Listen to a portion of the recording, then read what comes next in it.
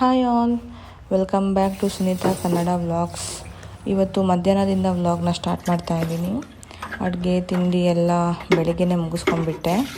ಹಾಗೆ ನಮ್ಮ ಯಜಮಾನರು ಬರ್ತಾ ಒಂದಿಷ್ಟು ತರಕಾರಿ ತಂದಿದ್ರು, ಅದನ್ನೆಲ್ಲ ಜೋಡಿಸ್ಕೋಬೇಕು. ಹಾಗೆ ಫ್ರಿಜ್ಜೆಲ್ಲ ಸ್ವಲ್ಪ ಗಲೀಜಾಗಿತ್ತು ಅಂತ ಕ್ಲೀನ್ ಮಾಡ್ಕೋತಾ ಇದ್ದೀನಿ. ಸೊ ನಾನು ತರಕಾರಿನೆಲ್ಲ ಈ ಥರ ನೀಟಾಗಿ ಫಿಲ್ಟ್ರ್ ಮಾಡಿಬಿಟ್ಟು ಸಪ್ರೇಟ್ ಬಾಕ್ಸಲ್ಲಿ ಹಾಕಿ ಜೋಡಿಸ್ಕೊಂಡು ಇಟ್ಕೋತೀನಿ. ಯಾಕೆಂದರೆ ನಾವಿರೋದಿಬ್ಬರೇ ಅಲ್ವಾ, ಸೊ ಒಂದೊಂದು ಸ್ವಲ್ಪ ತರಕಾರಿ ತರೋದಕ್ಕೂ ಆಗೋಲ್ಲ, ಜಾಸ್ತಿ ತಂದರೆ ವೇಸ್ಟ್ ಆಗಿಬಿಡ್ತಿತ್ತು. ಸೊ ಹಾಗಾಗಿ ಈ ಥರ ನೀಟಾಗಿ ಬಾಕ್ಸಲ್ಲಿ ಹಾಕಿ ಇಟ್ಕೊಂಡ್ರೆ, ಫಿಲ್ಟ್ರ್ ಮಾಡಿ ಇಟ್ಕೊಂಡ್ರೆ ನನಗೆ ಆಲ್ಮೋಸ್ಟ್ 1 ವೀಕ್ ನಾನು ಯೂಸ್ ಮಾಡ್ಕೋಬೋದು. ನೀಟಾಗಿರುತ್ತೆ, ಅಂದರೆ ಫ್ರೆಶ್ ಆಗಿರುತ್ತೆ. ಆಮೇಲೆ ನನಗೆ ಫ್ರಿಜ್ ಮೆಸ್ಸಿ ಆಗೋ ಕಾಣಲ್ಲ. ಆಮೇಲೆ ಹಸಿರು ಮೆಣಸಿನ್ಕಾಯಿನೂ ಹಾಗೆ ಅದ್ರದ್ದು ತೊಟ್ಟೆಲ್ಲ ಬಿಡಿಸಿಟ್ಕೊಂಡ್ರೆ ನೀಟಾಗಿ ಅದು ಕೂಡ ಜಾಸ್ತಿ ದಿನ ಯೂಸ್ ಮಾಡ್ಕೋಬೋದು. ಆಲ್ಮೋಸ್ಟ್ ಒಂದು 15 ಡೇಸ್ ನಾನು ಯೂಸ್ ಮಾಡ್ಕೊತೀನಿ. ಸ್ವಲ್ಪ ತರೋದಕ್ಕೆ ಹಿಂಸೆ. ಮಾರ್ಕೆಟಿಗೆ ಹೋಗ್ತೀವಲ್ಲ, ಸೊ ಅಲ್ಲಿ ಅವರು ಸ್ವಲ್ಪ ಕೊಡಲ್ಲ. ಏನು ತೊಗೊಂಡ್ರು KG ಥರ ತೊಗೋಬೇಕು ಅಂತಾರೆ. ಅಷ್ಟೊಂದು ತೊಗೊಳೋದಕ್ಕೆ ಆಗಲ್ವಲ್ಲ, ನಾವಿರೋದು ಇಬ್ಬರು ಇರ್ತೀವಿ. KG ತೊಗೊಂಡು ಏನು ಮಾಡೋದು? ಸೊ ಅದಕ್ಕೋಸ್ಕರ ಈ ಥರ ಫಿಲ್ಟ್ರ್ ಮಾಡ್ಕೋತೀನಿ. ಆಮೇಲೆ ಕೊತ್ತಂಬರಿ ಸೊಪ್ಪು ಕೂಡ ಹಾಗೆ ಒಂದು ಸ್ವಲ್ಪ ಕೊಡಲ್ಲ.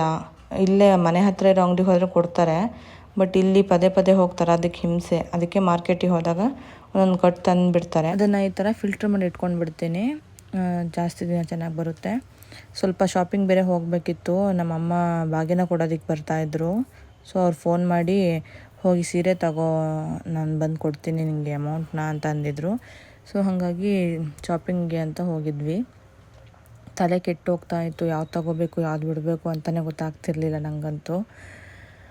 ನಮ್ಮ ಯಜಮಾನ್ರಿಗೆ ಏನು ಸೆಲೆಕ್ಟ್ ಮಾಡಬೇಕು ಅಂತಲೇ ಗೊತ್ತಾಗ್ತಿರ್ಲಿಲ್ಲ. ನಾನು ಸಿಂಪಲಲ್ಲಿ ನೋಡ್ತಾ ಇದ್ದೆ. ಅವ್ರಿಗೆ ಪ್ಲೇನ್ ಆಯಿತು, ತುಂಬ ಫುಲ್ ಪ್ಲೇನ್ ಆಗಿಬಿಡ್ತು ಅಂತ ಅವ್ರು ಅದನ್ನೇ ಹೇಳ್ತಾಯಿದ್ರು. ನನಗೆ ಯಾವ ಕಲರ್ ತೊಗೋಬೇಕು ಅಂತ ಕನ್ಫ್ಯೂಷನಲ್ಲಿ ನಾನಿದ್ದೆ. ಸೊ ಅದೆಲ್ಲ ಮುಗಿಸ್ಕೊಂಡು ಫೈನಲಾಗಿ ಯಾವುದೋ ಒಂದು ತೊಗೊಂಡು ಬಂದುಬಿಟ್ಟೆ. ತಲೆ ಕೆಟ್ಟೋಗ್ಬಿಡ್ತು ನನಗೂ. ಮನೆಗೆ ಬಂದು ಅಡುಗೆ ಎಲ್ಲ ಇತ್ತಲ್ಲ, ಸೊ ಹಾಗಾಗಿ ಸ್ವಲ್ಪ ಸೈಡ್ಸ್ಗೆ ಎಗ್ ಚಿಲ್ಲಿ ಮಾಡ್ಕೊಂಬಿಡೋಣ ಅಂತ ರೆಡಿ ಮಾಡ್ಕೋತಾ ಇದ್ದೆ. ಸಿಂಪಲ್ಲಾಗಿ ಮಾಡೋಣ ಅಂತ ಒಂದು ಆನಿಯನ್ ಕಟ್ ಮಾಡಿಕೊಂಡೆ, ಆಮೇಲೆ ಒಂದು ಕ್ಯಾಪ್ಸಿಕಮ್ಮು, ಸ್ವಲ್ಪ ಶುಂಠಿ ಬೆಳ್ಳುಳ್ಳಿ, ಆಮೇಲೆ ಒಂದು 3 ಹಸಿರು ಮೆಣಸಿನ್ಕಾಯಿನ ಜಜ್ಜಿ ಎತ್ತಿಟ್ಕೊಂಡು, ಮೊಟ್ಟೆನ ಬೇಯಿಸಿಟ್ಕೊಂಡಿದ್ನಲ್ಲ ಅದನ್ನೆಲ್ಲ ಕಟ್ ಮಾಡಿಕೊಂಡು, ಸ್ವಲ್ಪ ಚಿಲ್ಲಿ ಪೌಡ್ರನ್ನೆಲ್ಲ ಅದ್ರ ಮೇಲೆ ಸ್ಪ್ರಿಂಕಲ್ ಮಾಡ್ತಾಯಿದ್ದೀನಿ. ಅದಾದಮೇಲೆ ಅದಕ್ಕೆ ಒಂದು ಸ್ವಲ್ಪ ಟೇಸ್ಟಿಗೆ ಬೇಕಾದಷ್ಟು ಸಾಲ್ಟು, ಆಮೇಲೆ ಸ್ವಲ್ಪ ಕಾರ್ನ್ಫ್ಲೋರ್ ಹಾಕಿ ಸೈಡ್ಗೆ ಎತ್ತಿಟ್ಕೊಂಡು, ಒಂದು ಬೌಲಲ್ಲಿ ಕಾರ್ನ್ಫ್ಲೋರು, ಚಿಲ್ಲಿ ಪೌಡ್ರು, ಒಂದು ಸ್ವಲ್ಪ ಸಾಲ್ಟು, ಆಮೇಲೆ ಒಂದು ಸ್ವಲ್ಪ ಇದು ರೈಸ್ ಫ್ಲೋರು. ಅದಾದಮೇಲೆ ಅದಕ್ಕೆ ಒಂದು ಸ್ವಲ್ಪ ನೀರು ಹಾಕಿ ಒಂದು ತಿಕ್ ಪೇಸ್ಟ್ ಥರ ಮಾಡ್ಕೋತಾ ಇದ್ದೀನಿ. ಯಾಕೆಂದರೆ ಇವಾಗ ಮೊಟ್ಟೆನ ಎಣ್ಣೆಲಿ ಬಿಡಬೇಕಲ್ವಾ, ಸೊ ಹಾಗಾಗಿ ಒಂದು ಸ್ವಲ್ಪ ತಿಕ್ ಪೇಸ್ಟು. ಅದಕ್ಕೆ ಒಂದು ಸ್ವಲ್ಪ ಶುಂಠಿ ಬೆಳ್ಳುಳ್ಳಿ ಪೇಸ್ಟ್ನ ಕೂಡ ಆ್ಯಡ್ ಮಾಡ್ಕೊತಿದ್ದೀನಿ, ಸ್ವಲ್ಪ ಟೇಸ್ಟ್ ಬರಲಿ ಅಂತ. ಸೊ ಇದು ರೆಡಿ ಆದಮೇಲೆ ನೆಕ್ಸ್ಟು ಪ್ರೊಸೀಜರ್ ಇನ್ನೇನದೆ, ಇದಿಷ್ಟೇ ಲಾಂಗ್ ಪ್ರೊಸೀಜರು. ಇದಾದಮೇಲೆ ಸಿಂಪಲ್ಲು. ಎಣ್ಣೆನ ಕಾಯಕ್ಕಿಡಬೇಕು ಪ್ಯಾನಲ್ಲಿ. ಅದು ಎಣ್ಣೆ ಕಾದ್ಮೇಲೆ ನೀಟಾಗಿ ಮೊಟ್ಟೆನೆಲ್ಲ ಸ್ವಲ್ಪ ರೋಸ್ಟ್ ಆಗೋ ಥರ ಫ್ರೈ ಮಾಡಿಕೊಂಡು ಎತ್ತಿಟ್ಕೋಬೇಕು. ಅದು ಸ್ವಲ್ಪ ರೋಸ್ಟ್ ಆದರೆ ನೀಟಾಗಿ ಕ್ರಿಸ್ಪಿಯಾಗಿ ತಿನ್ನೋದಕ್ಕೆ ಚೆನ್ನಾಗಿರುತ್ತೆ. ಸಿಂಪಲ್ಲಾಗಿ ಮಾಡ್ಕೋತಾ ಇದ್ದೀನಿ, ತುಂಬ ಲೇಟ್ ಆಗಿತ್ತಲ್ಲ ಬಂದಿದ್ದು. ಸೊ ಹಾಗಾಗಿ ಸಿಂಪಲ್ಲಾಗಿ ಮಾಡ್ಕೊಳ್ಳೋಣ ಅಂತ ಸಿಂಪಲ್ಲಾಗಿ ಮಾಡ್ಕೊತಾ ಇದ್ದೀನಿ.